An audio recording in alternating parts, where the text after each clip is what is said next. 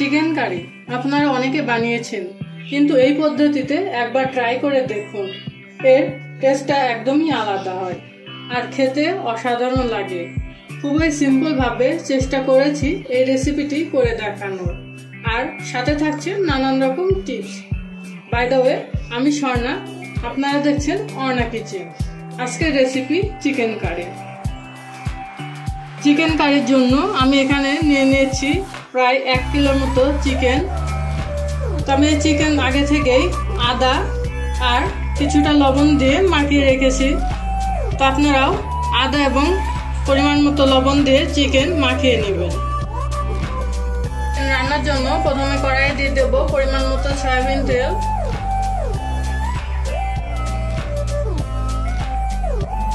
তেলে দিয়ে দেব দারচিনি, এলাচ, লবঙ্গ, তেজপাতা। ভালোভাবে ভেজে নেব যতক্ষণ না সুন্দর একটি গন্ধ আসে। তেলে দিয়ে দেব কিছুটা পেঁয়াজ কুচি। এখানে আমি 2 রকম পেঁয়াজ ব্যবহার করছি, কুচনো পেঁয়াজ এবং বাটা পেঁয়াজ। তাই পেঁয়াজ কুচির পরিমাণটা অল্প দিয়েছি। আর হ্যাঁ, আমার চ্যানেলে যারা নতুন বন্ধু তারা অবশ্যই আমার চ্যানেলটি সাবস্ক্রাইব করে দিবেন আর পাশে থাকা বেল আইকনটি বাজিয়ে দিবেন, যাতে করে আরো নতুন নতুন ভিডিও আমি আপনাদের সাথে শেয়ার করতে পারি। দিয়ে দেব পেঁয়াজ বাটা।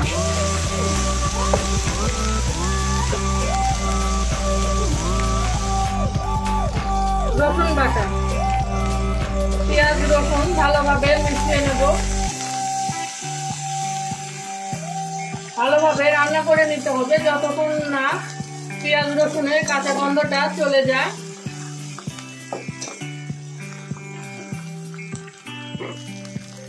দিয়ে দেবো আদা বাটা।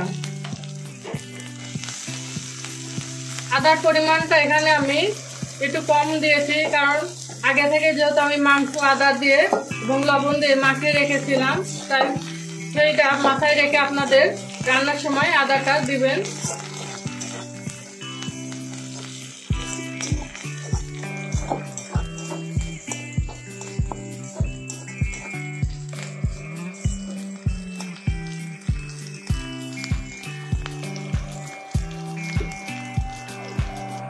দিয়ে দেবো সামান্য পরিমাণে জল, কারণ এখন আমি কিছু মশলা দিয়ে দেবো, যার জন্য আগে জল দিয়ে দিলাম যাতে মশলা পুড়ে না যায়।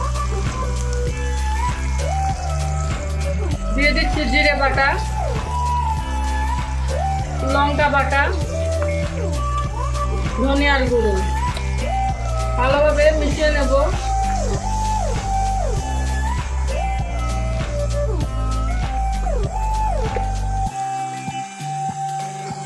হলুদ গুঁড়ো।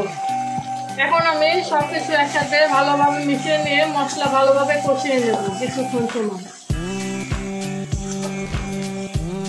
আমার মশলা কিছুটা কষানো হয়ে গেছে, এখন আমি দিয়ে দেবো কেটে রাখা টমেটো কুচি। এখন টমেটো আমি ভালোভাবে মশলার সাথে একটু নাড়াচাড়া করে মিশিয়ে নেব।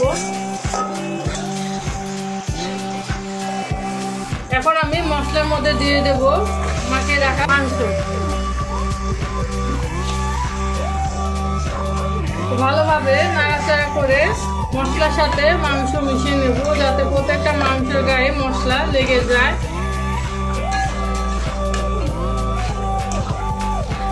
আমরা অনেকেই মাংস খেয়েছি নানান রকম ভাবে, কিন্তু আপনাদেরকে যে পদ্ধতিতে আমি মাংস রান্না করে দেখাচ্ছি, এই পদ্ধতিতে যদি বাড়িতে একবার রান্না করে খান তাহলে দেখবেন যে স্বাদটা কতটা অসাধারণ, খেতেও ভালো লাগবে। এবং আবার বাড়িতে যখন অতিথি আসবে এভাবে রান্না করে তাদের সামনে পরিবেশন করতে পারবেন, দেখবেন যে তারা খেয়ে আপনার প্রশংসা অবশ্যই করবে। আর হ্যাঁ, আমার চ্যানেলে নতুন হয়ে থাকলে অবশ্যই আমার চ্যানেলটি সাবস্ক্রাইব করে দিয়ে পাশে থাকা বেল আইকনটি বাজিয়ে দিবেন, যাতে করে আমার রান্নার প্রতি আগ্রহটা বেড়ে যায় এবং আপনাদের সামনে আরও নতুন নতুন রান্নার রেসিপি আমি নিয়ে আসতে পারি, কারণ আপনারাই পারেন আমার আগ্রহ বাড়িয়ে দিতে। তখন আমি ভালোভাবে মাংস কষিয়ে নেব। যেহেতু মুরগি কষানোর সময় বেশি সময় লাগে না, তারপরও চেষ্টা করবেন ভালোভাবে মাংস কষিয়ে নিতে, যাতে করে মাংসর কাঁচা গন্ধটা চলে যায়। আর এখন দিয়ে দেবো সামান্য একটু লেবুর রস। লেবুর রস দেওয়ার কারণ হচ্ছে এই মাংসের যে একটা গন্ধ থাকে, এই গন্ধটা চলে যায় এবং খেতেও ভালো লাগে। অনেকে আছেন এই মাংসের গন্ধের কারণে মাংস খান না, কিন্তু আপনারা যখন রান্নার সময় এই লেবুর রসটা ব্যবহার করবেন, দেখবেন যে মাংসের গন্ধ চলে গেছে এবং খেতে ভালো লাগছে। দেখুন আমার মাংস থেকে কতটা তেল ছেড়ে দিয়েছে, আমার কষানো কত সুন্দর হয়েছে, কালারটাও এসেছে দারুণ। তো এখন আমি এই কষানো মাংসের মধ্যে দিয়ে দেব 4-5টা কাঁচা লঙ্কা, আগে থেকে ভেজে রাখা আলু। তখন ভালোভাবে সবকিছু মাংসের সাথে মিশিয়ে নেব। তার কিছুক্ষণ আমার মাংস কষিয়ে নিলেই হয়ে যাবে মাংস কষানো। আপনারাও এইভাবেই মাংস কষিয়ে নেবেন। আর হ্যাঁ, কষানোর সময় অবশ্যই খেয়াল রাখবেন মাংস যেন কড়াইয়ের সাথে লেগে পুড়ে না যায়, তাহলে খাবারের স্বাদটা নষ্ট হয়ে যাবে। দেখুন মাংস কষানো হয়ে গেছে, তেলও অনেকটাই ছেড়ে দিয়েছে।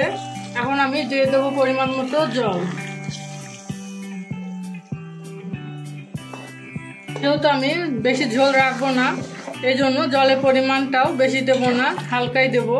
তা আপনারা আপনাদের পছন্দ অনুযায়ী জলটা দিয়ে দিবেন।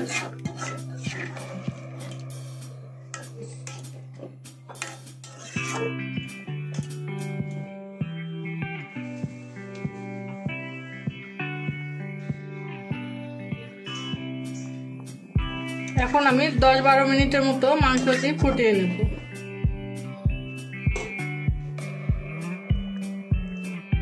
আমার ঝোল প্রায় হয়ে এসেছে মাংসর। তখন আমি দিয়ে দেব কিছু পরিমাণে গরম মশলার গুঁড়ো, ভালোভাবে নাড়াচাড়া করে মিশিয়ে দেব। আশা করি আপনাদের এই রেসিপি ভালো লাগবে। যদি ভালো লেগে থাকে তাহলে অবশ্যই এই একই পদ্ধতিতে আপনারা বাড়িতে রান্না করে খেয়ে দেখবেন যে কতটা অসাধারণ একটি রেসিপি।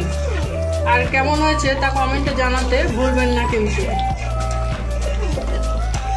আর আমার চ্যানেলে নতুন হয়ে থাকলে চ্যানেলটি সাবস্ক্রাইব করে দিয়ে পাশে থাকা বেল আইকনটি বাজিয়ে দেবেন। আপনাদেরকে পরিবেশন করে দেখাবো।